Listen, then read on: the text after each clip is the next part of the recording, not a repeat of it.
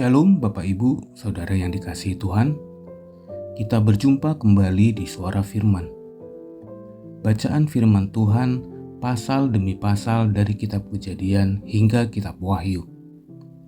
Saya berharap semoga Bapak Ibu Saudara dalam keadaan baik dan dalam damai sejahtera, selalu dalam perlindungan Tuhan.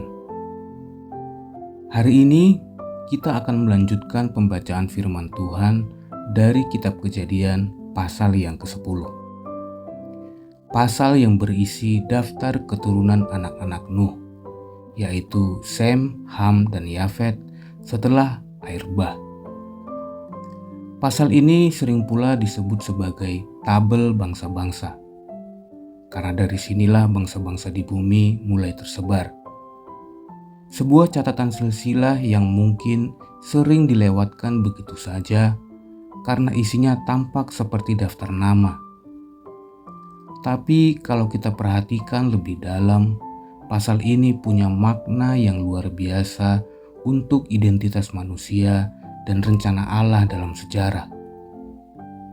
Disinilah kita bisa melihat bagaimana Tuhan bekerja secara mendalam dalam sejarah manusia. Mari kita siapkan hati dan mulai dengan berdoa. Tuhan yang penuh hikmat, hari ini kami membaca bagian dari firman-Mu yang berisi nama-nama dan keturunan bangsa-bangsa. Meski mungkin terdengar asing bagi kami, tolong kami ya Tuhan untuk memahami bagaimana setiap nama dan silsilah ini adalah bagian dari rencana besar Tuhan atas sejarah umat manusia. Dalam nama Tuhan Yesus Kristus, kami berdoa, amin. Kitab Kejadian pasal yang ke-10. Daftar bangsa-bangsa keturunan Sem, Ham, dan Yafet. Ayat 1 sampai 32. Inilah keturunan Sem, Ham, dan Yafet, anak-anak Nuh.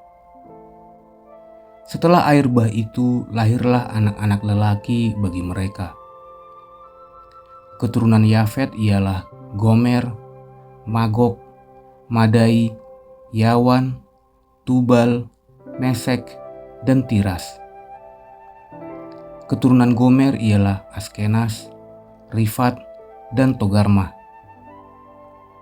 Keturunan Yawan ialah Elisa, Tarsis, orang Kitim, dan orang Dodanim. Dari mereka inilah berpencar bangsa-bangsa daerah pesisir. Itulah keturunan Yafet, masing-masing di tanahnya dengan bahasanya sendiri, menurut kaum dan bangsa mereka. Keturunan Ham ialah Kush, Misraim, Put, dan Kanaan. Keturunan Kus ialah Seba, Hawila, Sabta, Raema, dan Sabteka. Anak-anak Raema ialah Sheba dan Dedan. Kush memperanakkan Nimrod. Dialah yang mula-mula sekali orang yang berkuasa di bumi. Ia seorang pemburu yang gagah perkasa di hadapan Tuhan. Sebab itu dikatakan orang, seperti Nimrod, seorang pemburu yang gagah perkasa di hadapan Tuhan. Mula-mula kerajaannya terdiri dari Babel, Erek, dan Akad. Semuanya di tanah Sinear. Dari negeri itu ia pergi ke Asyur, lalu mendirikan Niniwe, Rehobot Ir, Kalah, dan Resen di antara Niniwe dan Kalah. Itulah kota besar itu. Misraim memperanakkan orang Ludim, orang Anamim, orang Lehabim, orang Naftuhim, orang Patrusim, orang Kasluhim, dan orang Kaftorim. Dari mereka inilah berasal orang Filistin.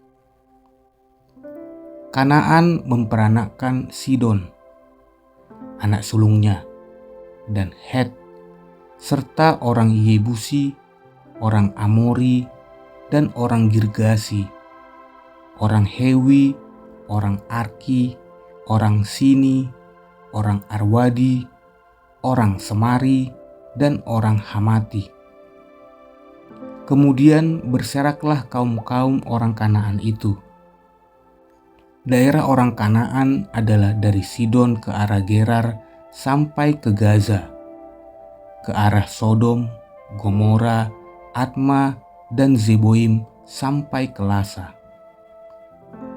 Itulah keturunan Ham menurut kaum mereka, menurut bahasa mereka, menurut tanah mereka, menurut bangsa mereka. Lahirlah juga anak-anak bagi Sem, bapa semua orang Eber, serta abang Yafet. Keturunan Sem ialah Elam, Asyur, Arpaksad, Lut, dan Aram. Keturunan Aram ialah Us, Hul, Geter, dan Mas. Arpaksad memperanakan Selah, dan Selah memperanakan Eber. Bagi Eber lahir 2 anak laki-laki. Nama yang seorang ialah Peleg, sebab dalam zamannya bumi terbagi, dan nama adiknya ialah Yoktan. Yoktan memperanakan Almodad, Selef, Hazarmawet, dan Yerah, Hadoram, Uzal, dan Dikla, Obal, Abimael, dan Sheba, Ofir, Hawila, dan Yobab. Itulah semuanya keturunan Yoktan. Daerah kediaman mereka terbentang dari Mesa ke arah Sefar, yaitu pegunungan di sebelah timur. Itulah keturunan Sem, menurut kaum mereka, menurut bahasa mereka, menurut tanah mereka, menurut bangsa mereka. Itulah segala kaum anak-anak Nuh menurut keturunan mereka, menurut bangsa mereka. Dan dari mereka itulah berpencar bangsa-bangsa di bumi setelah air bah itu. Demikianlah firman Tuhan. Amin. Bapak, Ibu, dan Saudara, pada ayat yang terakhir dikatakan, inilah keturunan anak-anak Nuh, dan dari mereka tersebarlah bangsa-bangsa di bumi.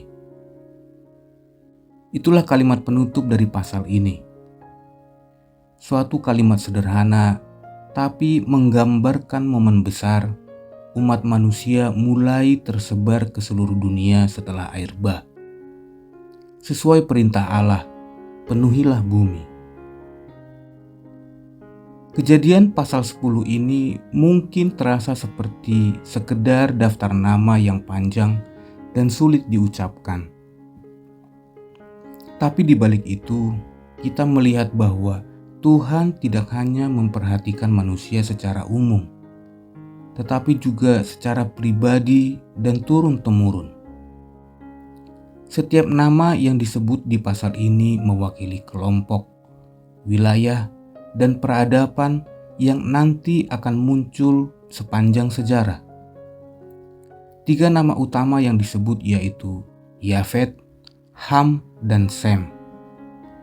Dari mereka inilah bangsa-bangsa besar muncul setelah kejadian air bah, seperti yang disebutkan dalam Kejadian 10 ayat yang ke-22. Dari mereka inilah bangsa-bangsa besar muncul setelah kejadian air bah, termasuk garis keturunan Sem yang akan melahirkan Abraham dan akhirnya Yesus Kristus. Yang menarik, di tengah-tengah daftar ini muncul sosok yang bernama Nimrod, seorang pemburu yang perkasa, pendiri kerajaan Babel. Sosok yang akan membuka jalan bagi sejarah pemberontakan manusia di Menara Babel pada pasal yang akan kita bahas berikutnya. Sudah dari sini kita bisa melihat 2 jalur mulai terbentuk. Yang pertama adalah jalur pemberontakan dan kemuliaan terhadap diri sendiri. Yang kedua adalah jalur ketaatan dan janji Allah, yaitu nubuat akan karya besar keselamatan Tuhan.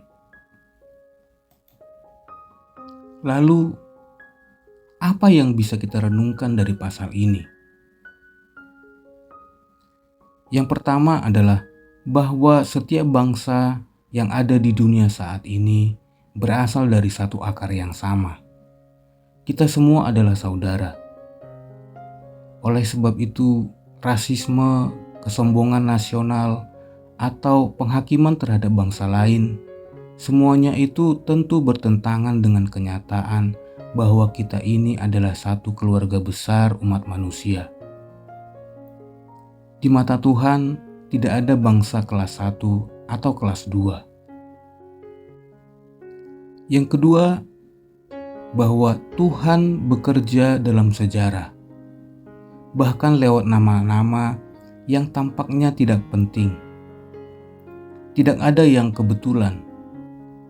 Nama-nama ini adalah bagian dari jalur panjang Allah menyiapkan keselamatan atas dosa-dosa dan kesalahan yang telah dilakukan umat manusia. Dan yang ketiga, kita juga diingatkan bahwa hidup kita juga mungkin tidak terkenal seperti Nimrod.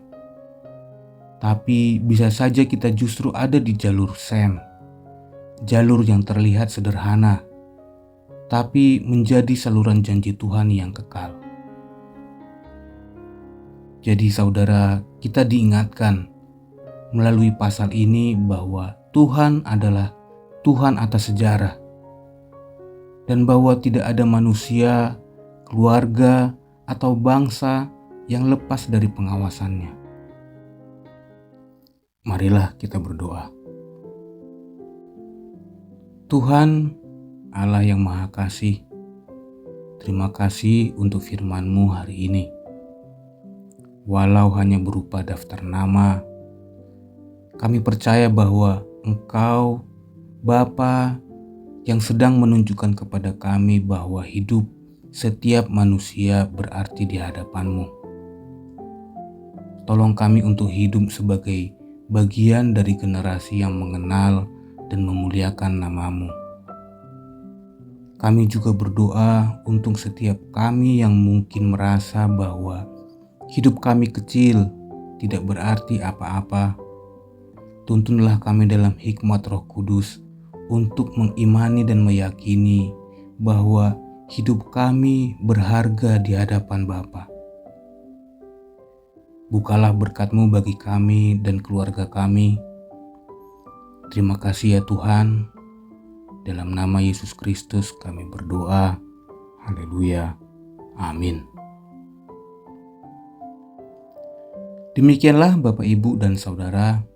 Terima kasih telah membaca firman Tuhan bersama kami hari ini. Jika video ini memberkati Anda, silakan like dan subscribe. Sampai kita berjumpa kembali di pembacaan dan renungan firman Tuhan di Kejadian pasal yang ke-11. Kisah Menara Babel dan penyebaran bahasa di dunia. Kiranya damai yang dari Kristus selalu menyertai kita semua. Tuhan Yesus memberkati. Haleluya.